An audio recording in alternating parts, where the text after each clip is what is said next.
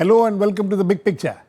In the last 1 week, the country has been witness to some of the most controversial images and incidents. The incident in JNU, where some students were heard raising anti-India slogans last week, and the fallout of it has engulfed the entire country.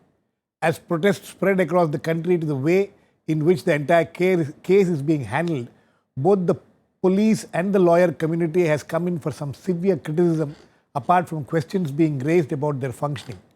The Delhi police, which arrested JNU Students' Union President Kanhaiya Kumar last week, is now faced with charges of doing so without enough evidence.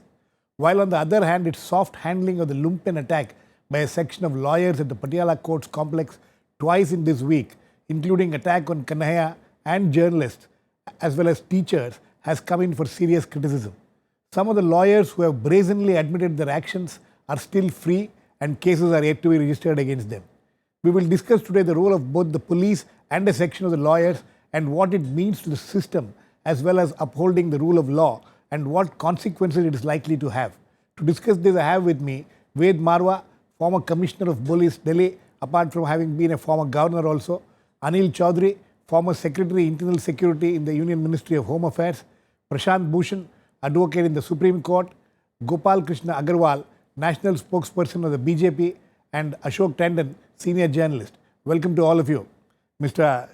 Marwah, as the senior most member on this panel and also one of the senior most commissioners of police we have, how do you, let us take these issues one by one. We'll start with what happened in the JNU on February 9th and the subsequent actions of the police. Do you think that all the actions which have been taken there by the police is justified? You know, there are two issues involved here. One is legally whether the police has a right to do what they did. Means what they did means what? You know, arresting a person, registering a FIR. You're talking of arresting of the JNU Students' Union President. Yeah. Kanhaiya Kumar. Kanhaiya Kumar. Now, legally speaking, you can't fault the police because they have the powers, they have the duty to maintain law and order, and in discharge of that duty, they are expected to do what they have done. But there is another angle, and that is whether it is common sense, it is the right thing to do the way they have gone about it.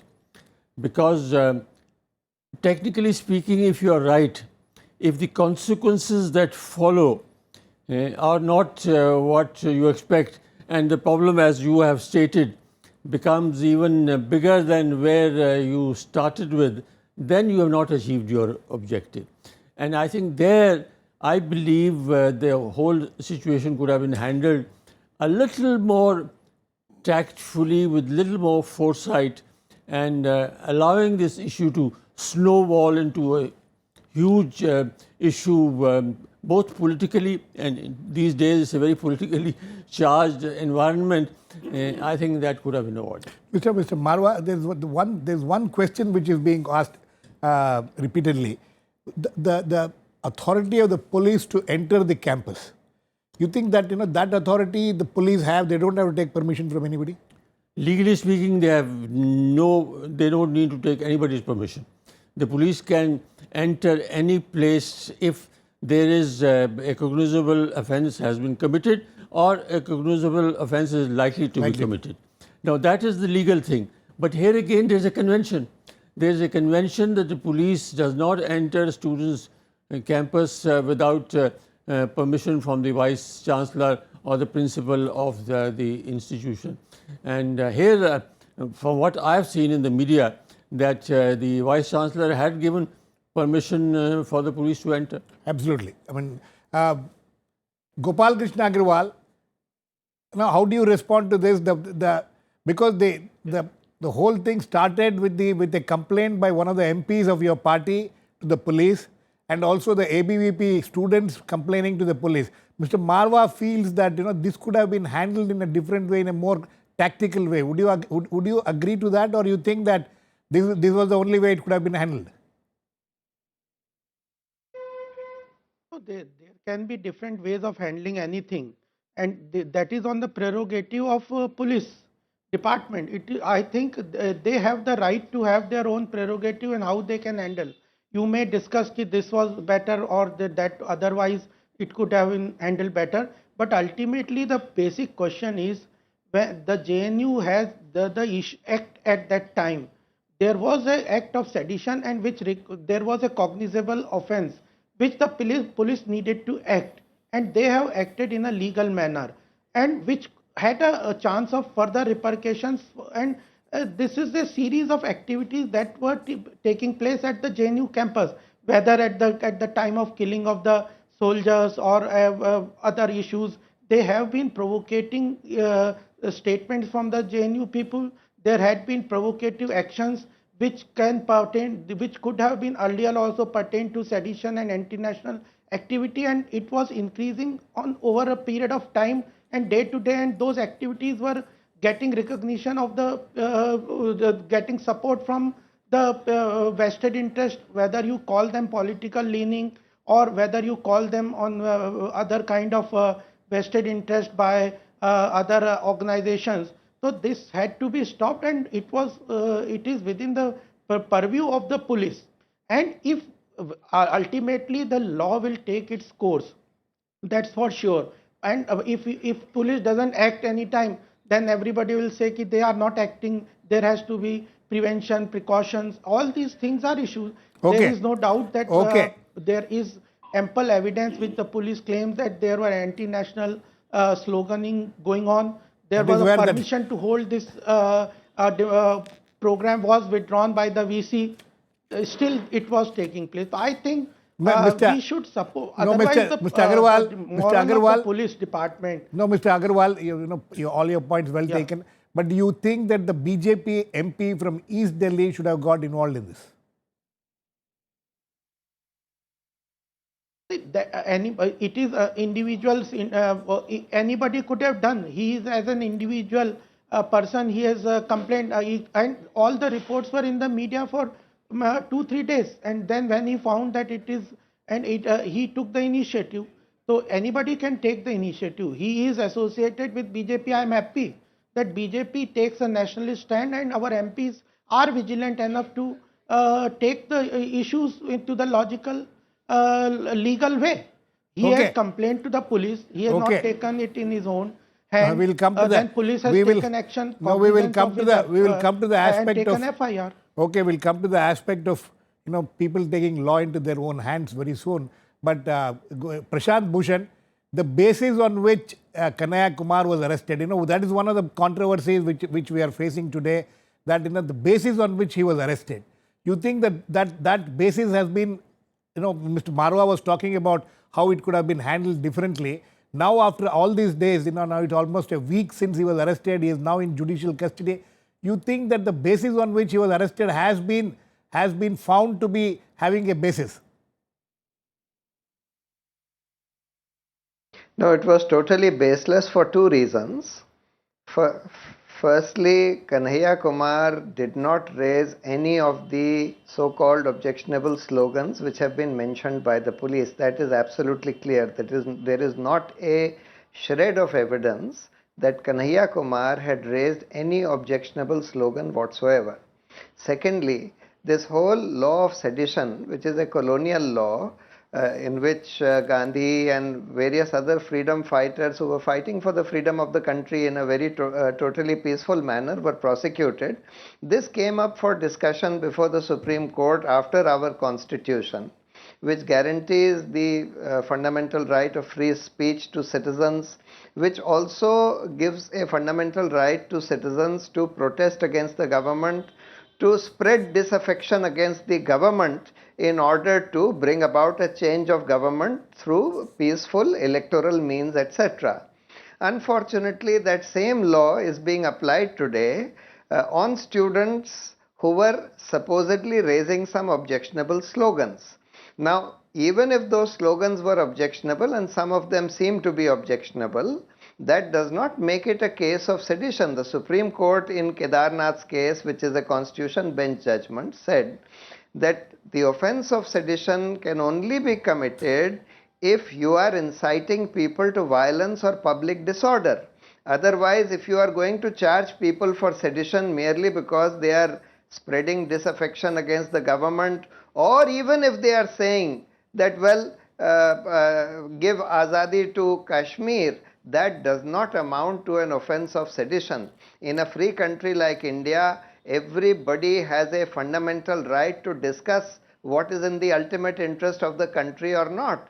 And a university, especially a prime university like JNU, is expected to be a place where such discussions can be peacefully and normally be held.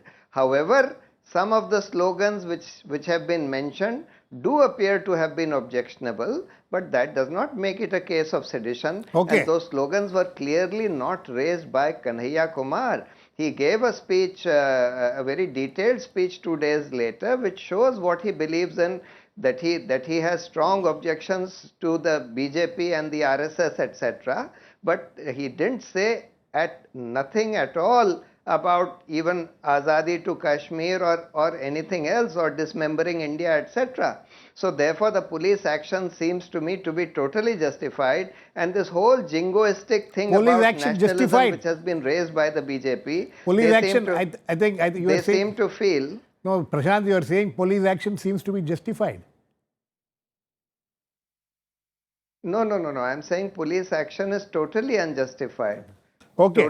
Totally unjustified. Okay. There is absolutely no justification for the police action. If there were some people who were raising objectionable slogans, Okay. those students or those people should be counseled. Okay. They should be told that these slogans are objectionable, etc. But that still does not amount to an offense of sedition. Okay. And this whole nationalism thing which is being bandied about by the BJP, they seem to feel that it's all right to just to go around beating up people, it's all right to suppress freedom of speech, etc. So long as you wave a flag and chant Vande Mataram, that's nationalism according to the BJP. Okay, we'll come to that aspect, Mr. Chowdhary. So Chowdhary, you know, there is a lot of debate going on in this now around this whole thing about the role of the ministry, what has been the role of the ministry, how much the ministry has a hand in these kind of incidents in dealing with the police. How you think that the ministry, as far as internal security is concerned, is something which should be left to the police, the Delhi police? Mr. Giri, with your permission, I would like to express a totally different view from the legal luminary on the panel. With due respect to him, I think there is need to revisit our existing law on sedition. In view of being an internal security man, our tolerance for anti-national, anti-India, anything compromising the sovereignty and constitution integrity of the country needs to be revisited. I am not sure what is the definition So when you of say sedition. Revisited, what? You think the present sedition laws are not enough? It was archaic. It was made by the British, 1861. It has not been revised. The interpretation of sedition, it's fine. The Supreme Court has made it. But as an internal security person, our tolerance level for secessionist slogans, anti-India slogans, is very high. Nowhere else in the world, this lack of patriotism and lack of respect for our national integrity. Educational institutions are meant to be, I respect the educational institutions, they should be for learning, places of learning. But unfortunately, our political parties, with due respect to them, are very good at fishing in troubled waters. They've always done it. They've never missed an opportunity. This was another opportunity where I fished. I feel that the parties have gone into it without thinking about what is good for the country. Okay, fine. But you think that the charge of sedition which has been filed against this boy in the JNU case is justified? Listen, the case registration is totally justified. I agree with my senior and more experienced colleague. FIR has been registered. It has not been investigated yet. Let the investigation be completed. No, Let the judicial process take place. The magistrate has taken cognizance. The police has taken cognizance. And they have remanded the accused to custody. So the magistrate must have applied the mine. And who am I? Who are we? I mean, I'm sorry to say, I think the media also needs to exercise more restraint in such delicate, emotive So you think issues. that the charge of sedition against Kanhaiya Kumar, which has been filed against him in this case, is justified? That's what you think, Ashok Tandon. You know, the issue has snowballed into a bigger controversy than just whether it is seditious acts were done or seditious slogans were raised. Why do you think that this has assumed this kind of a proportion? See, Girish, I think the entire episode is very unfortunate. Right from the beginning, unfortunate things have been witnessed and also dealt with.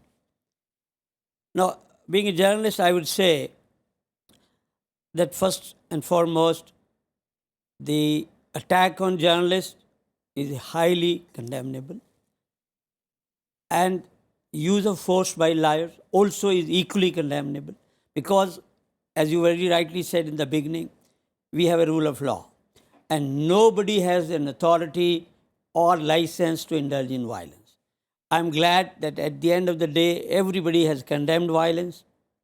And also, before I answer your question, I'm also glad that all political parties have agreed on one thing, that the raising of anti-national slogans, as Prashan Bhushan also agrees some objectionable slogans was raised, was equally condemnable, and the law should take its own course if at all certain things have happened like that. But I will come to the first point, which Mr. Marwah also pointed out, being an activist student myself during our days. The convention that the police should enter the campus only with the permission of the Vice Chancellor should be respected. But in this case, Vice Chancellor is supposed to have given permission to enter. But he has also denied it later on. So I am not very sure whether he had granted the permission or not, because I have seen two statements. Right. I may be wrong.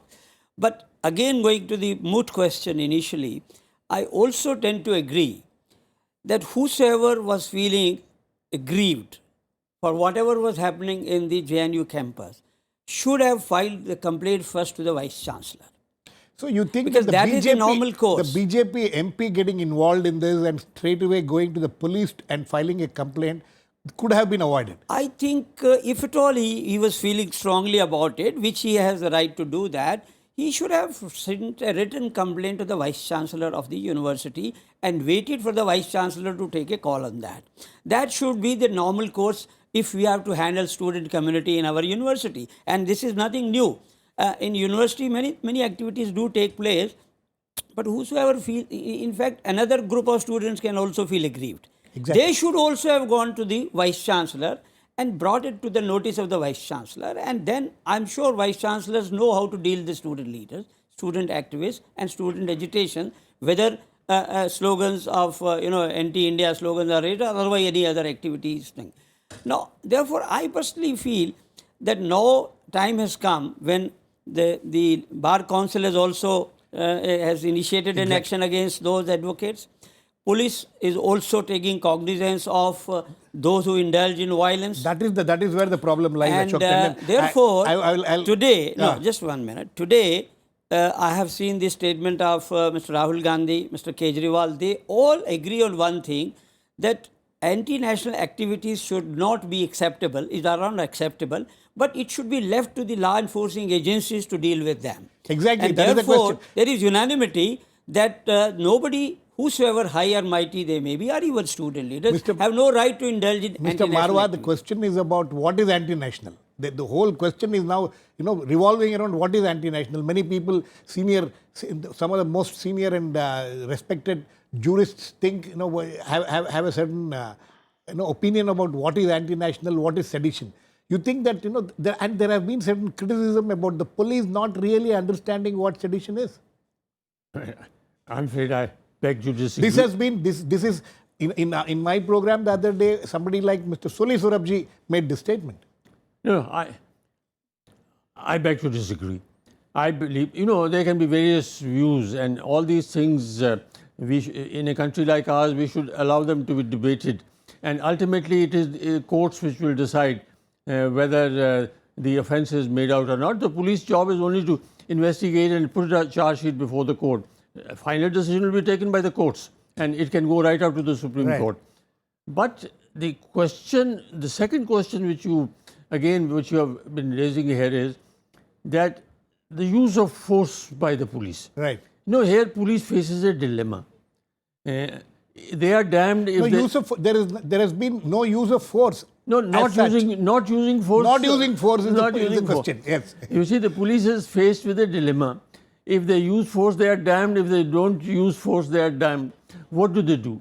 So, what has happened over a period of time, that there is a tendency that the police present at the spot decides not to take any action and not to intervene.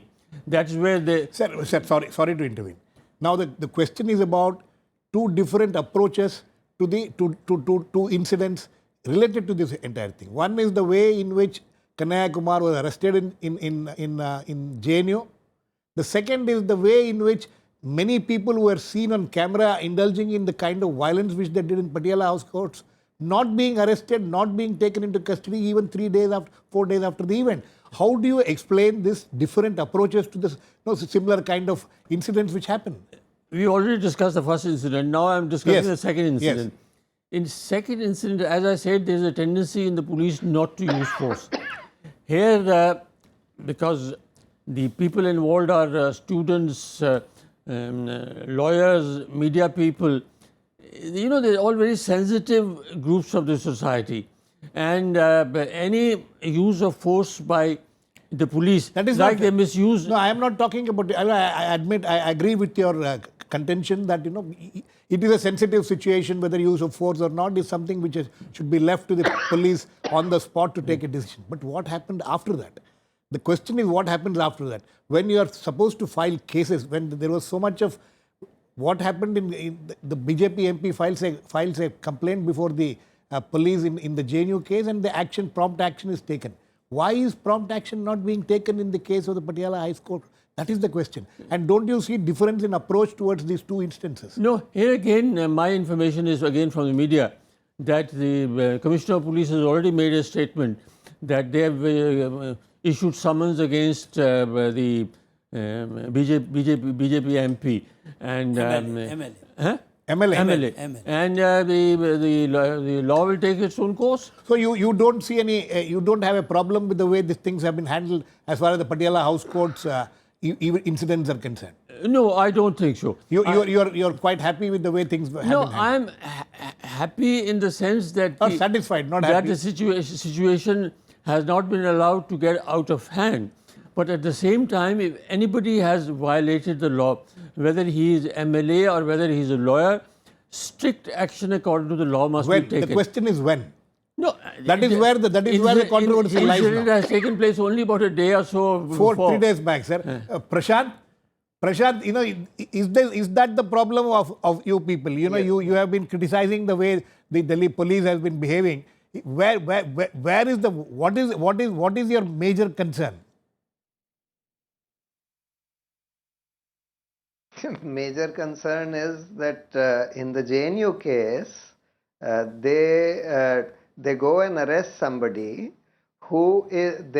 against whom there is not a shred of evidence that he raised anything objectionable, raised any objectionable slogan or did anything objectionable whatsoever. In the other case of Patiala House, though this was a case in broad daylight of some lawyers beating up lawyers and this MLA beating up individuals, beating up journalists, beating up other lawyers in broad daylight, the police did not intervene to stop those lawyers. Now Mr. Marwah is saying that police would have been damned if they had taken action. They did not even, far from beating up those lawyers, they did not even take action to stop those lawyers and stop this O.P. Sharma, etc. This was all happening before the police. And thereafter, they don't even take action to arrest these people when everything is on video. There are photographs identifying these people. There are videos showing what they had done, etc. The police commissioner says that it's a minor scuffle and that therefore no action is called for. When more pressure is built up by the media, then he only calls this O.P. Sharma, summons him only for questioning, etc. So it's absolutely clear, and all this is happening the second time also yesterday. The incident that takes place happens after the orders of the Supreme Court ordering the police commissioner, ordering the Delhi police to ensure that law and order is maintained, that these lumpen goons in robes, etc., are not allowed to misbehave. Nobody else is allowed to misbehave. They allow somebody to come inside the court, slap this Kanhaiya Kumar. They allow people to beat up Kanhaiya Kumar outside the court, etc. And they say that everything is all right. Okay. I mean, in my view, this Mr. Bassi and this whole Delhi police is totally damned. In fact, in any other country, Mr. Bassi would have been suspended by now. Okay. In fact, if Delhi police was under the Delhi government, President's rule would have been imposed in Delhi by now. Okay. Would you like to react before I go to Mr. I'll come to you, sir. No, Mr. Prashant Bhushan can have a view of his own, but I totally disagree with that view. I think the police is charged with a job to do, and they do this to the best of their ability. And if things go wrong, in this case, they didn't, and even then we are blaming the police. No, you mean to say what has happened has not gone wrong. You know, the journalists being beaten up, lawyers being beaten up, teachers being beaten up. You say that nothing went wrong. What is the way for police to intervene? Use of force. May I ask a question to Mr. Marwah? Because Yes. I have seen a comment by the police commissioner that to take action within the premises of a court, police perhaps needs either the permission of the judiciary, or the judiciary may later on blame the police. Why did you act against the liars without any And permission? here the Supreme Court had given a clear direction to act. No, they have given a clear. Their direction is not that police should use force to To maintain order. No. You see, it is maintain order. How can it be done? If it can be done by use of force inside the court, it will create a bigger problem. Okay. And Okay, it is okay, sir. and it's a scuffle. Is the Mr. police Chowdhary. free to act against liars within the court premises? It's a No, scuffle. he said, Mr. Bassi says that they are officers of the court. We can't deal Yes. with them. This is the thing. So the question, as Tandon is asking, is the police hand tied completely when it deals with lawyers inside the court premises? Yes. That is the question. No, it's obvious the magistrate has to take cognizance of it first. No. Forget the magistrate. I'm talking to the police. Against The police can't just enter court and use force. Okay, Mr. Chowdhary, I want to come to Prashan on that. Yes. The behavior of a section of lawyers is totally condemnable. I condemn it strongly. The police might be excessively restrained in this. Their views being excessively The police use exercising restraint. Okay, Gopal Krishna Agarwal. Is it because are they afraid of the lawyer or what? Are they afraid of the Yeah, Gopal Krishna Agarwal, very quickly, you think that the government could have given much clearer directions to the police to handle this problem in the court premises than what they did, and the subsequent actions of theirs. Here I would like to give a legal clarification. The action of the lawyers and on the journalists is condemnable. We say we agree that they should not take the law in their hand. But what the police action did or not, it's the decision of the police force. Okay. And, Okay. Yes, sir. you Very cannot, quickly. Okay, impose Agarwal. whatever. I do not agree with Mr. Prashant Bhushan. Okay. That if what sir, is we the are right of the running police out to of time. decide on the issues. Your point is taken, yes, sir. No direction can be given to the police officer on the spot to do a job in a particular day. Not even the Supreme Court. No, you can't. Not even the Supreme Court. Okay, Prashant. It is for the police to decide. Okay, Prashant, what to very do at quick that. last words to you. I find it very interesting that Mr. Marwah is saying, on the one hand, that the police can certainly enter anywhere, including any university campus, when there is a law and order situation. Of course, in JNU, there was no law and order situation. The complaint was some slogans had been raised. Right. But when it comes to a pure law and order situation inside the campus of Patiala House, etc., Mr. Marwah says that the police cannot act without the permission of the judicial authorities there. This is a totally, absolutely wrong proposition of Okay. law. Mr. Marwah does not seem to know any law. I have to Okay. say this. Okay. Mr. Marwah, having been such a senior police officer, he is saying that even after the Supreme Court has given Okay. a direction that the police is unable Okay. to use force or unable to prevent these lawyers from beating up other people. Okay, Prashant. On that note, we need to end. This is a complete, very controversial, very issue which is likely to continue to be controversial for some days. We'll wait and watch how this will all develop. Thanks to all my guests. Please keep watching. We'll come back with another issue, the big picture, same time tomorrow.